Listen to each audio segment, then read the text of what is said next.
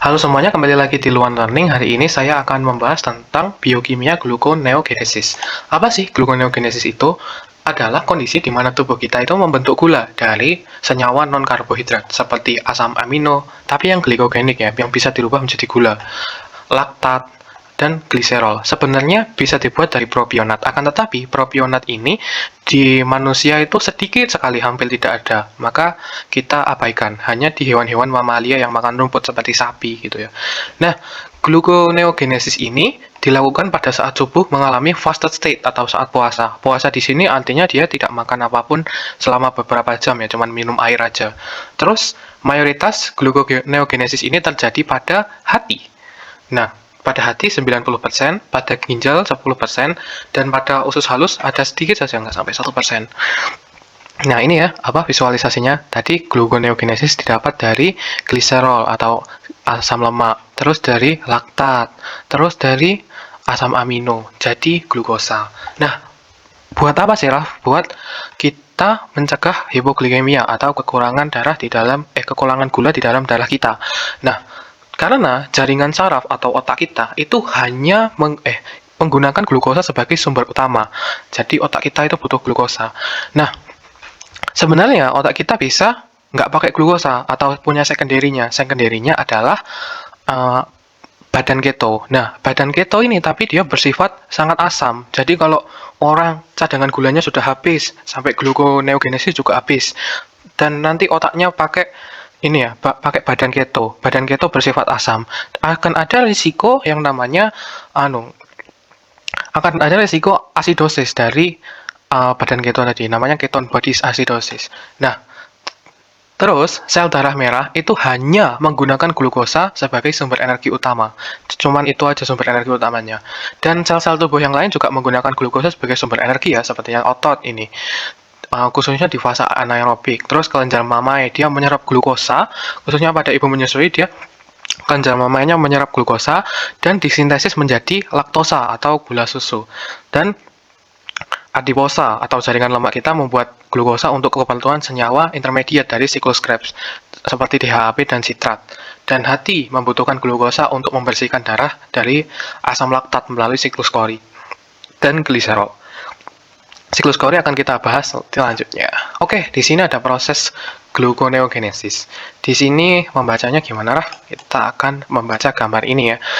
Pertama, asam amino seperti dan alanin, khususnya alanin dan laktat. Ini nanti dia bisa berubah menjadi piruvat. Nah, asam amino nanti ada dua jalur ya. Bisa berubah jadi piruvat. Dan terus piruvat ini nanti dia akan berubah menjadi oksaloasetat, tapi tidak melewati siklus Krebs. Butuh 1 ATP. Nah, di sini juga ada asam amino yang masuk dari siklus Krebs. Nanti akan dijelaskan lebih lanjut. Terus jadi oksaloasetat. Sudah jadi oksaloasetat semua, akan dirubah jadi fosfoenol piruvat melalui fosfoenol piruvat karboksilase butuh 1 ATP juga. Terus nanti dia dirubah menjadi gliseraldehida 3 fosfat, butuh 1 ATP juga. Terus di sini yang dari kiri ini adalah bahan gluconeogenesis dari lemak. Ada gliserol. Gliserol dirubah jadi gliserol 3 fosfat melalui gliserol kinase. Terus gliserol 3 fosfat dirubah jadi dihidroksiaseton fosfat melalui G3P dehidrogenase. Nah, terus semuanya itu nanti kan jadi fruktosa 1,6 bisfosfat. Nah, pada reaksi glikolisis teman-teman, fruktosa 6 fosfat ke fruktosa 1,6 bisfosfat itu kan enzim kunci. Nah, kita butuh enzim yang membalikkan gitu. Namanya fruktosa 1,6 bisfosfatase.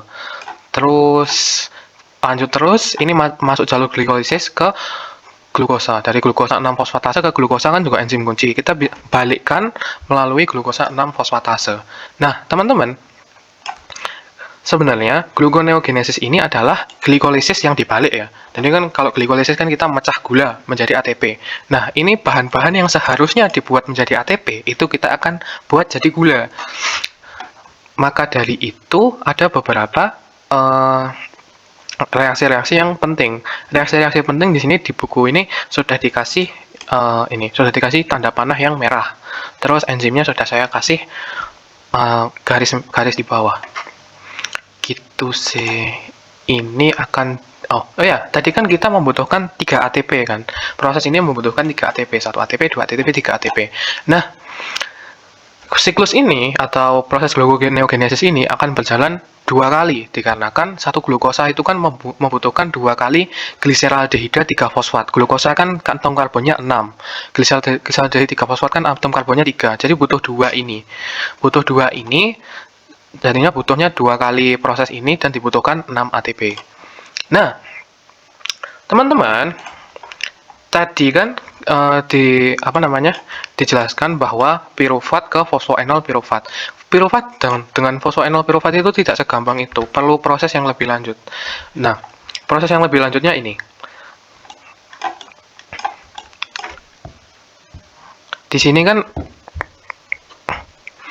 alanin dan laktat. Dia itu, ini masih di sitosol ya, di membran sel, di membran sel. Alanin dan laktat, dia akan dirubah menjadi piruvat. Nah, dengan bantuan NAD dan jadi nanti NADH. Ini nanti, piruvat ini nanti dia akan masuk ke mitokondria. Masuk ke mitokondria dan seharusnya dia masuk siklus Krebs. Tapi akan ada yang namanya kan masuk ke siklus Krebs menggunakan piruvat dehidrogenase. Akan tetapi piruvat dehidrogenase ini akan diblok kalau kita kekurangan gula. Biar piruvat ini jadi gula aja gitu, jangan jadi ATP. Nah, piruvat itu nanti akan menjadi oksaloasetat tanpa melalui siklus Krebs dengan bantuan CO2 dan ATP, maka 1 ATP. Nah, teman-teman waktu glikolisis kan ingat namanya Maillard shuttle. Nah, oksaloasetat ini nanti dia agar keluar ke sitosol lagi dan menjadi PEP, itu dia perlu yang namanya shuttle di bawah gitu ya, menjadi malat ataupun aspartat. Nah, setelah dibawa keluar jadi malat ataupun aspartat, dia nanti akan jadi oksaloasetat lagi. Terus butuh 1 ATP, GTP ini sama kayak ATP, terus nanti jadi PEP. Gitu sih, ini perjalanan dari piruvat ke PEP atau fosfoenol piruvat. Ini dari enzim-enzimnya bisa dihafalkan ya. Kalau yang reaksinya yang panah merah ini berarti yang penting. Terus, oke, tadi kan saya bilang bahwa asam amino itu ada 2 jalur. Ada yang tidak melewati siklus Krebs, ada yang melewati siklus Krebs. Nah, di sini, teman-teman, ada beberapa, ini nice to know aja sih, asam aminonya nggak usah dihafal. Akan tetapi ini, alanin, glisin, thionin, cysteine, dan serin. Dia itu bisa dirubah menjadi piruvat.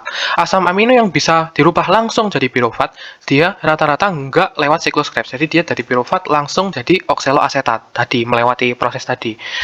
Karena piruvat dihidrogenasanya nggak ada.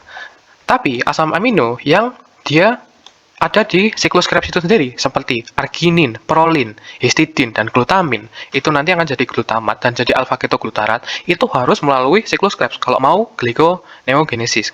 Nah, seperti valin, metionin, threonin, itu nanti dia akan muter ke sini. Jadinya apa nanti, Raf? Oksaloasetat. Terus dia nanti akan naik ke fosfoenol piruvat dan masuk jalur glikolisis yang melawan jalur glikolisis terus jadi glukosa. Gitu, teman-teman. Nah, Raf, dari tadi kan lemak kita sudah jadikan gula, terus asam amino, protein kita jadikan gula. Nah, tubuh dapat energi dari mana? Nah, pada kondisi puasa, tubuh itu rata-rata mendapat energi dari beta oksidasi asam lemak, di mana nanti lemak-lemak kita ya, asam lemak itu dia akan menjadi asetil-CoA dan masuk siklus Krebs dan akan memproduksi ATP. Itulah kenapa ketika kita diet, itu lemaknya akan hilang. Nah, terus ada yang namanya Cori cycle atau siklus Cori. Ini adalah jalur metabolik antara otot dan hati. Intinya di mana laktat dari hasil glikolisis. Jadi kan ketika otot kita kerja gitu ya, otot kita kerja, kita lari-lari pada kondisi anaerob, kekurangan oksigen. Otot kita pada kondisi kekurangan oksigen. Dia nanti akan menghasilkan laktat. Nah, ketika kita berolahraga dalam kondisi puasa, laktat itu nanti akan dibawa ke red blood cell, lalu akan dibawa ke hati. Laktat nanti juga bisa dijadikan gluconeogenesis. Nah, fungsinya juga agar laktat itu kan asam laktat, agar otot itu tidak rusak, tidak asidosis oleh asam-asam laktat itu tadi.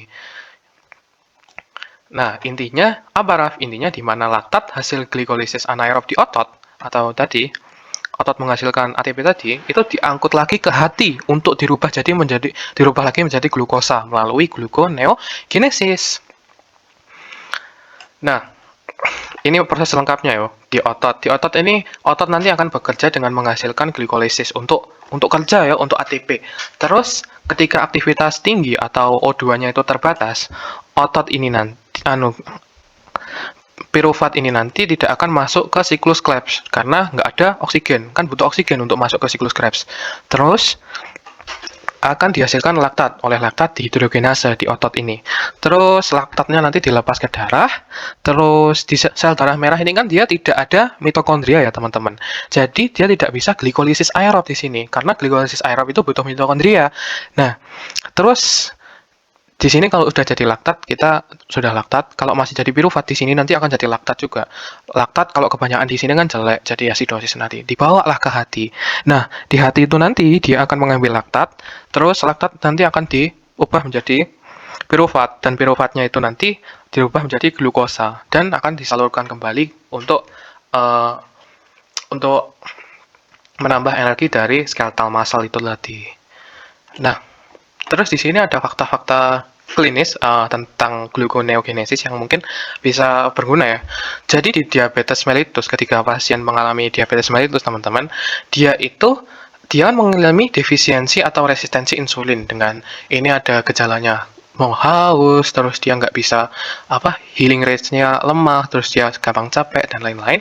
Nah, defisiensi insulin ini dia akan meningkatkan glukagon CAMP. Terus dia akan stimulasi enzim gluconeogenesis. Artinya apa, Raf? Artinya gini, ketika kita orang normal ya, kita mengalami puasa.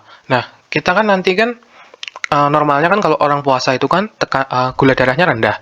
Akan tetapi orang dengan diabetes mellitus nggak gitu. Dia karena insulinnya nggak ada, dan insulin itu dia menahan gluconeogenesis, akhirnya dia malah gluconeogenesisnya tidak terkontrol, terjadi yang namanya hiperglikemia puasa.